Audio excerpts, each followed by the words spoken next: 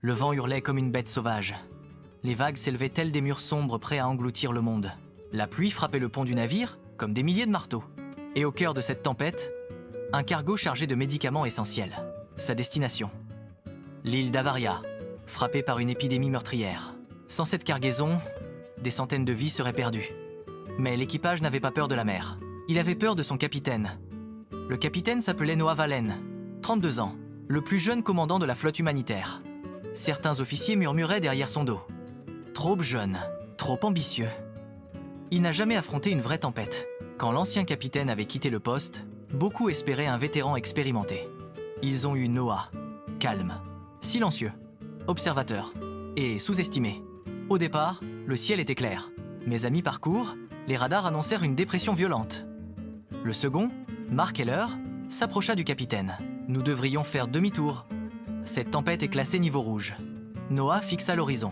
Si nous faisons demi-tour, Avaria n'aura rien. Ils n'ont plus que 3 jours de stock. Le silence tomba. Les regards se croisèrent.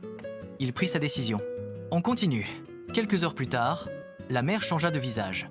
Les vagues frappaient le navire avec une violence inouïe. Le pont était inondé. Les conteneurs vibraient sous la pression.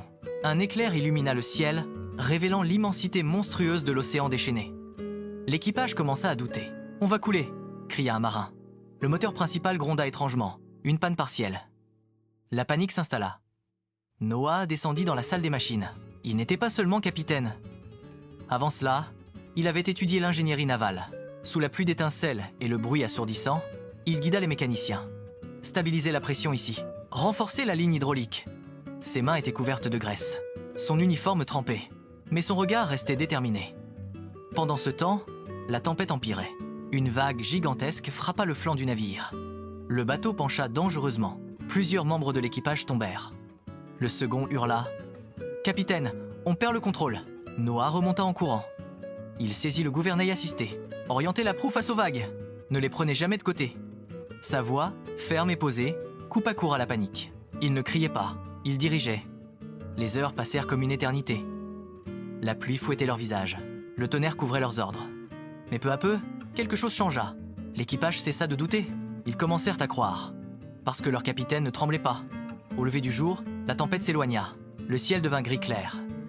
La mer, encore agitée, n'était plus meurtrière. Le navire était endommagé. Mais il flottait. Et les médicaments étaient intacts. Un silence lourd régna sur le pont. Puis quelqu'un applaudit.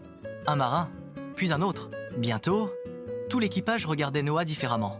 Ce n'était plus le jeune capitaine. C'était leur capitaine. 2 jours plus tard, ils arrivèrent à Avaria. Sur le quai, des médecins et des familles attendaient. Des enfants faibles, des visages inquiets. Quand les caisses de médicaments furent déchargées, certains pleurèrent de soulagement. Noah observa la scène en silence. Mark Heller s'approcha. « J'avais tort. » Noah esquissa un léger sourire. « Non, vous aviez peur. Moi aussi. Alors pourquoi avoir continué ?» Il regarda l'horizon. Parce que le courage, ce n'est pas l'absence de peur. C'est la décision d'avancer malgré elle. On sous-estime souvent ceux qui paraissent jeunes, calmes ou différents. Mais le leadership ne se mesure pas à l'âge. Il se révèle dans la tempête. Ceux qui restent debout quand tout vacille deviennent les piliers que les autres suivent. Parfois, le héros n'est pas celui qui parle le plus fort, mais celui qui tient le gouvernail quand le monde semble sombrer.